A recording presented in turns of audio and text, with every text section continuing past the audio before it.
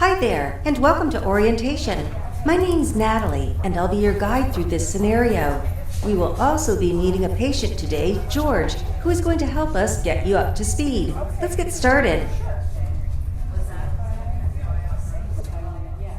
Hi there, I'm George. Pleased to meet you. Before we get too focused on our patient today, let's get you familiar with our room and how to navigate about.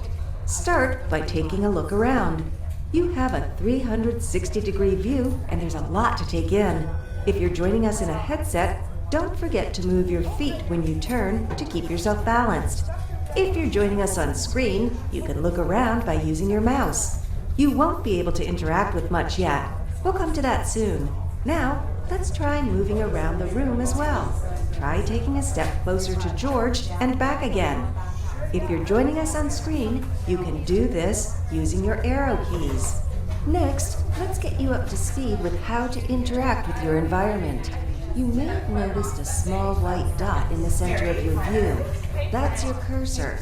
As you look around, the small white dot will move too. You'll be able to tell which items you can interact with because they will glow blue. To select an item, use the A button or the trigger on your hand controller to click. If you are joining us on screen, you can do all of this using your mouse. Let's give this a go and try washing our hands. Take a look around and find the sink. Look at the sink to position your cursor and then click to wash your hands. Great! You're getting the hang of this already. Now that you've washed your hands, let's try talking to George. Look at George to move your cursor to his head. Then click to see the questions you can ask him. There are a lot of different options, but for now, let's stick with the basics. Let's try asking him about why he has come to the emergency room today. You can do this by clicking on Presenting Complaint and then selecting Presenting Complaint in the submenu. Can you tell me about what's brought you in today? I don't feel too bad today, to be honest. Just a bit of a runny nose and sore throat. Good work. You'll have time later to come back and explore George's symptoms some more. For now, let's move on to the examination. We'll start by listening to George's chest. To do this, click on George's body and select Respiratory Exams, and then auscultate lung sounds to listen to George's lungs.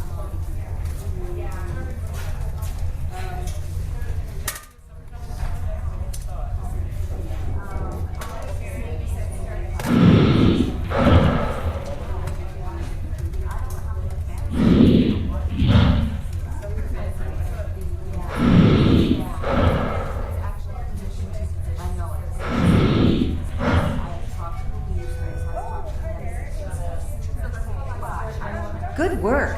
George's chest sounds clear, which is great. You have lots of other exams that you can perform, and you can come back later to take a look at all the options. For now, we should probably get some vitals for George.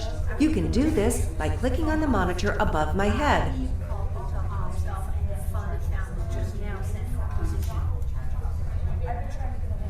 The monitoring is in place.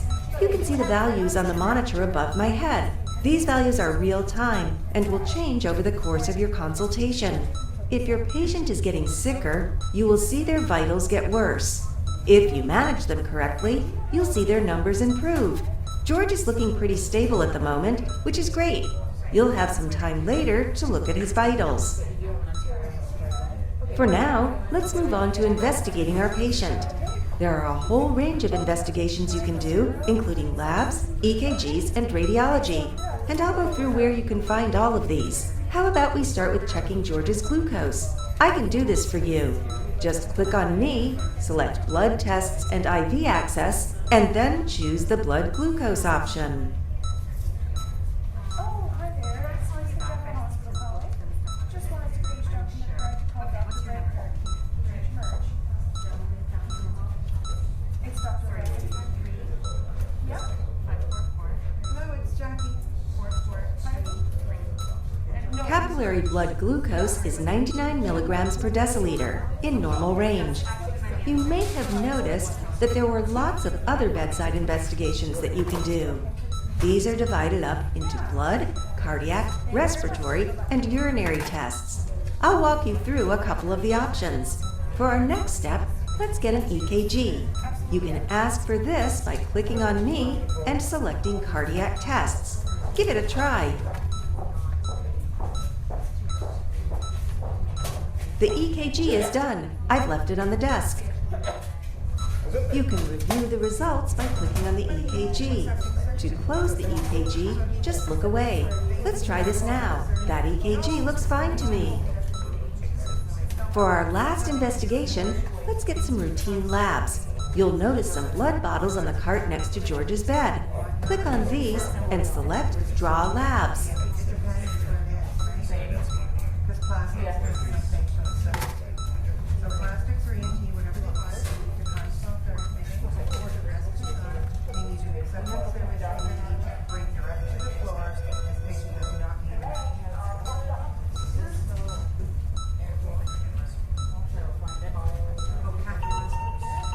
Good work! While we wait for the results to come back, let's take some time to familiarize yourself with the bedside test options. There are quite a few. On top of the bedside cart, you'll see lots of needle-based tests like labs, blood cultures, and blood gases.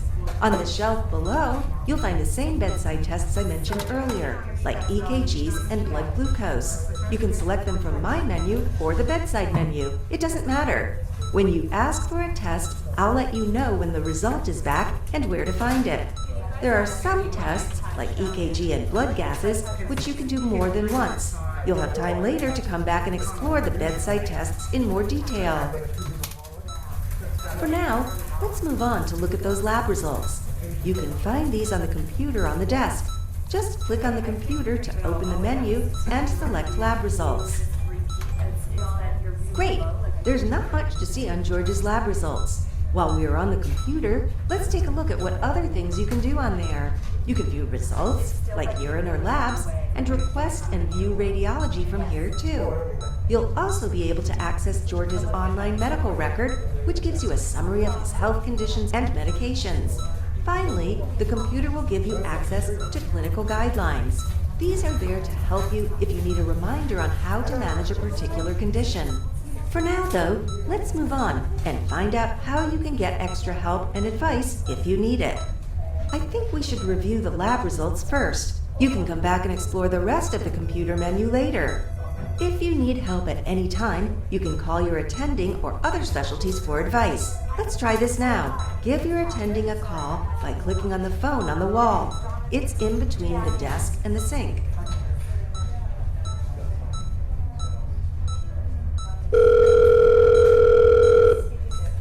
Sounds like you're doing a good job. I don't have much to add here. I don't think I need to come and see George at the moment. You could try giving him some oral acetaminophen for his sore throat, but otherwise, it sounds like you have things under control. Great! If you want to give George some analgesia, you can do this by clicking on the medication cabinet. It's just above the computer. You'll find acetaminophen in the analgesia section.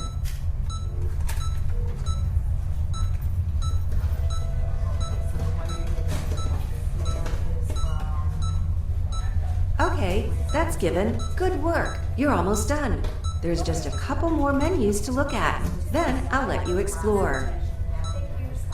Let's move on to oxygen. George's saturations are in range, but if you do have a patient who requires oxygen, you can find the masks on the back wall, just under the window.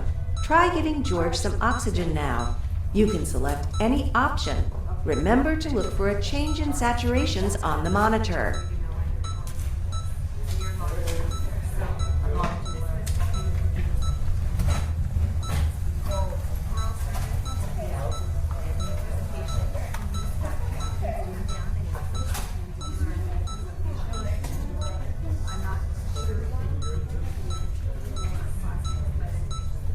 Great! Now we've dealt with oxygen. Let's move on to fluids and blood products. You'll find these on the IV stand just next to the monitor. Take a minute to look at these menus. Remember, if you want to give any fluids, you'll have to insert IV access first. which you can find on the cart next to George's bedside. You can come back later and try this if you like, but first, I'm going to tell you about the options you have if your patient becomes unstable. If your patient gets really unwell, you can find the emergency buzzer on the wall to your left next to the computer. The emergency buzzer will alert people in the local area that you need help, and you can also place a code blue call using the phone on the wall. There's also the crash cart, which is on the other side of the room, just to the side of me. The crash cart contains some emergency medications, which you can also find in the standard drugs cabinet too. Well, I think we're just about done here. I'll let you take a look around. Remember, the clock on the wall shows you how long you have left to explore. When you're ready, you can leave the scenario by clicking on the door.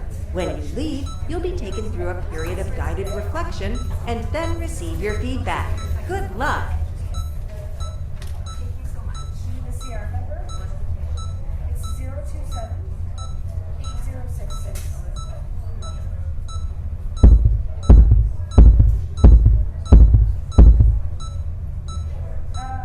Yeah, apparently they said that. Okay.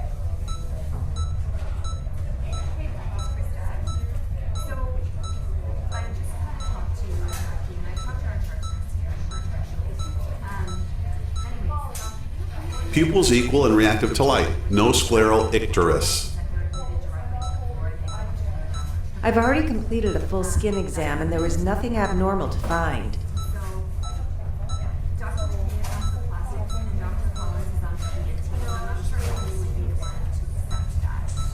We're going to insert a catheter for you now, if that's okay. Sure, if you feel it's needed.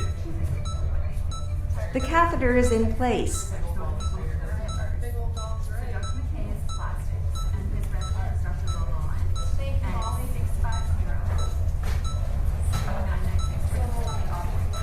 We'll get that done now.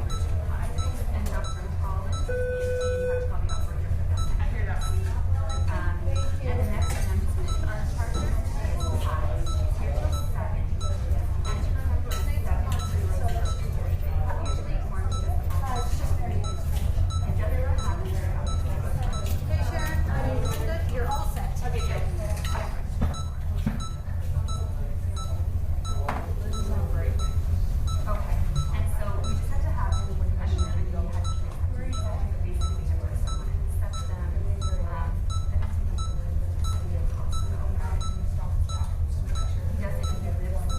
The X-ray is ready on the computer. So, Amber. 12:30.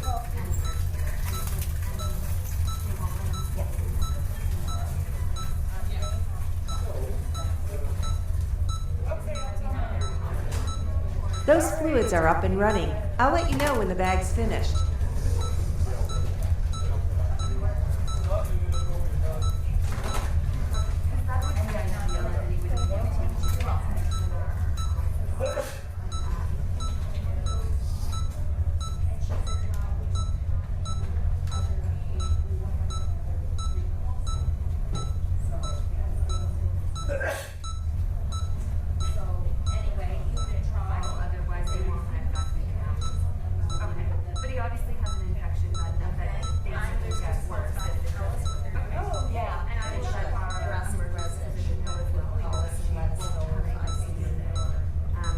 Abdomen soft, non-tender, no masses.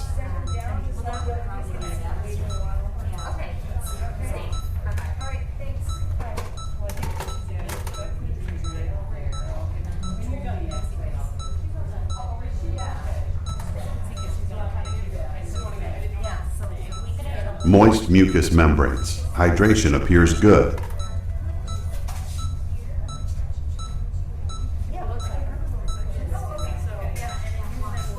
No abnormalities found.